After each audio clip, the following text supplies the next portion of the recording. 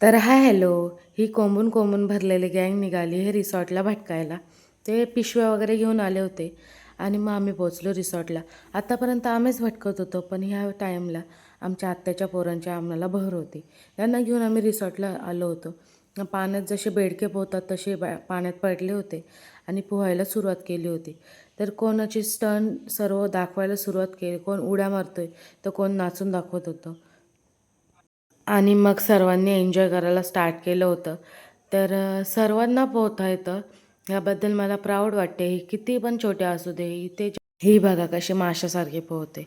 आणि नंतर मग ह्यांनी तो बघा कसा आला तिकडून आणि मारली उडी त्याने.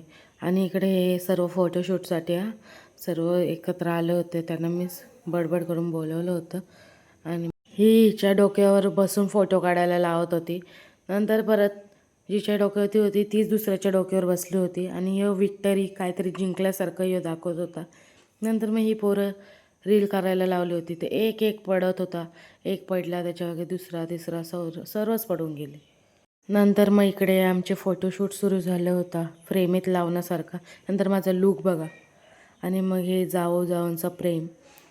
आणि मग इकडे डान्स नाचगाणं सुरू होतं. नंतर मग काकाने आम्हाला वडापाव आणून दिले होते. त्या वडापावचं मस्त चक्काचूर करून आम्ही निघालो घरी. बाय बाय, भेटूया नेक्स्ट ब्लॉगमध्ये.